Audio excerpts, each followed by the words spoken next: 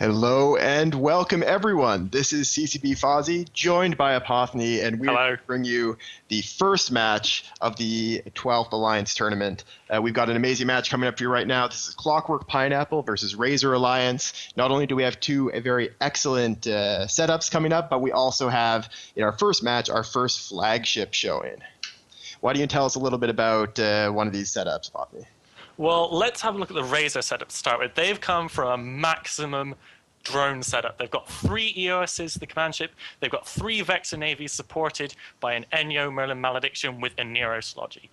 Completely opposite, we've got the Clockwork Pineapple team with 3 in-your-face DPS Astartes, some Crewers, some Great Webs, another Nero Slodgy, and some more Frig support with that flagship Geddon, as you said. Razor managed to only do one ban, which was the Armageddon, so Clockwork Pineapple just punched through it anyway, brought their flagship, which is ban immune. Yes, yeah. So Razor not doing a great job with getting effective bans through here, but definitely bringing overall a pretty solid setup. Unfortunately, though, it is a setup with less than the maximum number of pilots, which I've never been a big fan of. When you can in a setup like this, it's usually much preferable to get your whole 12 people in. You're going to have more value for all your points that way. I really do prefer the setup we're seeing from Clockwork Pineapple here, because they were able to use all of those pilots to good effect with a really strong wing of frigates. Absolutely. We've seen that the Razor team have come in at 50, so they're not going out at 100 to maximize hedge their bets. They're not going in at 0 to brawl. It's a really good range to come in at. Obviously, the Astartes need to come in a lot closer. They're in at 20 with some of the support a little bit further behind. Here we go with the start of the match, and as we see, I'm really interested to see what the drone drop choice is from Razor to start with. Yes, I mean, we've already got a bunch of infiltrators and geckos coming out for Razor. Razor are going in with these close-range drones. They're using the gecko super heavy drones that were a prize that were given out for everyone who was subscribed on our 11th birthday for the game. And those drones are heading straight for the back line. It looks like they're going to be going for the Aneros of the Clockwork Pineapple team. Looks like the crew of Clockwork Pineapple has got some drones assigned to him. He's burning around the back. Looks like he's heading towards the Aneros of Razor.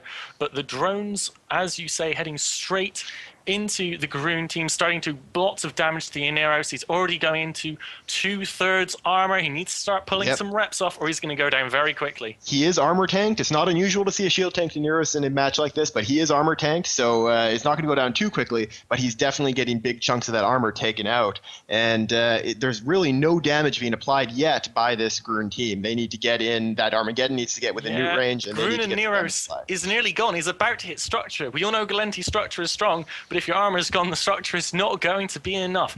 The now Enyo as well from the Garoon team taking significant damage. Come on, Garoon, you need to apply damage somewhere. I'm really liking the tactics being used here by the Razor team. They sent the drones in first, and then they're pulling back, taking advantage of the fact that their EOSs are all faster than the Armageddon. So Tinnitus's Armageddon is getting some newts on target a little bit, but only onto one of the EOSs, which isn't the best use of it. If you could get that onto light shots and Euros, that'd be much more effective. Yeah, we do see now the damage seems to have been pulled largely from the Aneros. It's not breaking anymore. Drones are coming back in. I'm not sure what they're doing there. And this crewer of the Garoon team still just whizzing around with all the drones next to it, still not really doing much of anything. Yeah, he does have... honestly, yeah, I'm kind of surprised that he's not been able to get those drones onto a target yet. We do see damps, but only from the Garoon team onto Razor, and they're being applied to the EOSs, to the Vector Navy. Getting those onto the Aneros with, say, a big fast switch onto the Aneros and then getting some damage onto it might be an effective tactic. We've seen that used in other tournaments to great effect, where you apply your damps all at once onto the logistic ship and then apply damage right after the locks break. Yeah, it looks like both teams have started pulling back a bit. The Razor guys have given up on the Aneros. Both teams just filling each other out, trying for positioning. We've got drones now moving on, looking after some of the frigate support. The Malediction of Kara now starting to take some serious damage. Yes, indeed. Definitely. I mean, yeah, he's going through armor pretty quickly. We are seeing Athos's Aneros pulling back armor as well. First there you go. ship of the tourney down. There goes the Malediction. Let's see where damage is going to be applied next. Yeah, picking off the frigate was probably going to be the easiest of all the options here, but they're going to need to take down a Vector Navy issue or the Aneros, I think, next to be able to really take down some of that damage. Drone swarm of Garoon now heading towards the Aneros of Razor by the looks of it. Actually, no, just still following that crew, or I'm looking at the wrong way.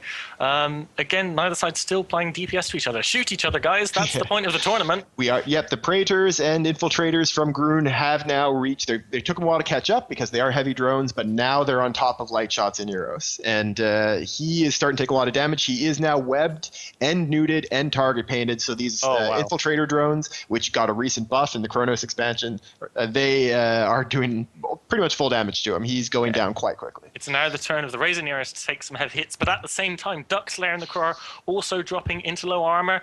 Oh, the Razor and Nearest going into structure, going much further down the green structure, and it all pops. There he goes. And I would be very happy to trade a Kruger for a Neros in any way. And Duckslayer is still holding on. He's getting reps. There's reps applied to him now from Athas, and he is pulling back armor now.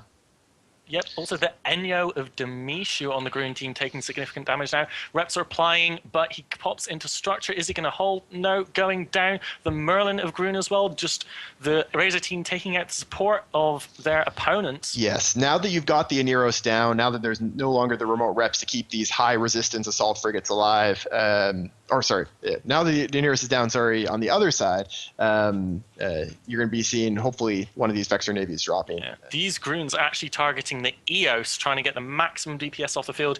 He might be the boost ship that they might be trying to take down. Eos of the Aggressor going into structure, gone. That's one Eos down. That's a big chunk of their DPS gone. The Grunenair is taking damage. The Merlin trying to stay alive desperately. The crew are also taking damage. We've got some really split DPS here from Razor, and if I know anything as a waffle, that's not good. Yeah, no, it's not ideal at all. I mean, they're not going to be able to break through these reps very easily, even against the small ships.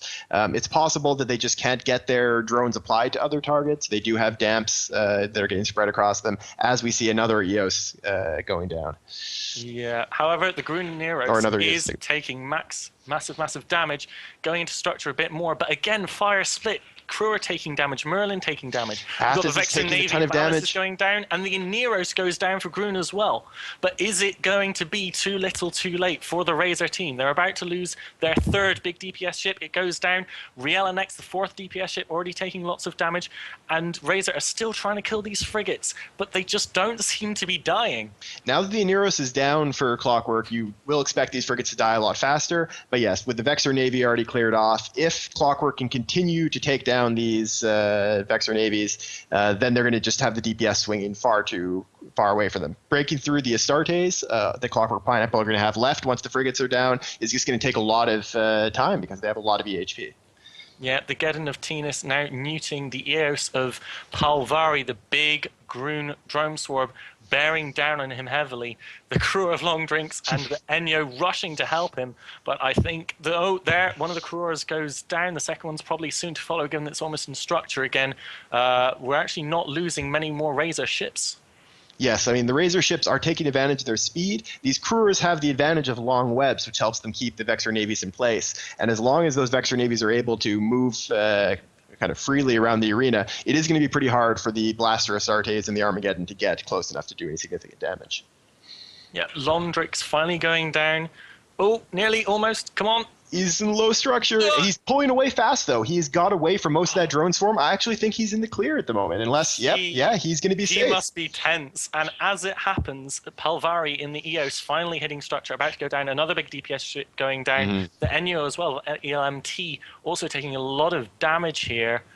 Yeah, I think the Razor team just going down like a lead balloon. We're seeing some very good piloting from the frigates for Clockwork Pineapple. They're being chased by drones that are a whole lot slower than them, these Razor Geckos. And so the Geckos are doing some damage when they're in close, but Long Drinks was just able to micro-warp drive away, and the drones couldn't keep up at all. Now they're actually just sitting there, slowly moving towards their next target, and it's going to be a while before they can deal any damage again. Yeah, and I think that is one of the advantages of being a smaller gang group like Grun is that they know how to pilot each frigate, because in their fights on a day-to-day basis in Tranquility, it's going to be very, very, very important to be able to get the maximum out of every ship. We now have the Merlin of Mad Jack going down on the Grun side, the crew are also in low structure. Razor's going to try to break an Astarte. Razor is their damage now on Basud does Astarte, and they're going to try to see if they can break through him with what damage they have left. Yeah, I mean, I highly doubt it, but it is not impossible for the Astarte to have some level of local rep added to it in addition to the Aneros they were planning. I highly doubt it, but the ship does have a rep bonus. It might help them here, given that both sides have lost a lot of ships. Either way, just with its resist and hit points, it's going to last a while. But I think going after a target like that is one that you know that your geckos are going to be able to actually keep up with. So that's a pretty good choice, as opposed to continuing to send the geckos after these small frigs. I mean, it looks like Long Drink's crew now does go down, but that ship is a freaking hero. That ship deserves a medal and to go down in AT history as a hero of the tournament. Yeah, and now I think definitely Clockwork Pineapple are sitting in the driver's seat. There was that damage applied to Basunda, but he's actually repped it back up. I don't see if there. It looks like he might know. He must have a local rep because I don't see any rep drones on him or in the area. But one way or another, it doesn't look like they're actually able to break. Yeah, the Astartes, the second Astarte of Gene Hawking is also pulling back armor. These guys probably have a strong enough local tank to keep themselves alive against what damage is left. Yeah, I mean, you know, this is a thing here. It looks like we have enough local reps on the Groon team to stay alive. However, the Eos and Vexor navies much faster than the Astartes. They can just keep range. Having said that, the Enyo now dies. Yeah. But, you know, this might be a thing where we go down to time. I can't do the maths in my head to work out Clockwork points. has far more points though at this point. You can actually see it in the even with a little bit of a delay in the fancy. Clockwork now is sitting significantly more points. And what we're actually seeing from Clockwork, another smart move, they're shooting the drones. They know that the long game is in their advantage. The combination of they've got the newts of the Armageddon, they've got these strong tanks of that core and the Astartes, which means that all they have to do is kill off some of the drones. Remember, these Vexor Navy issues, one of the things that's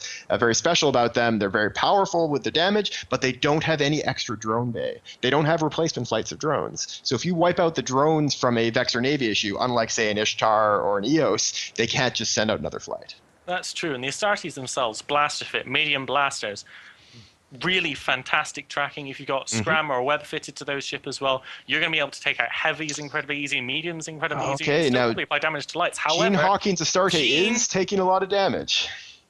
Oh, he just fully... What?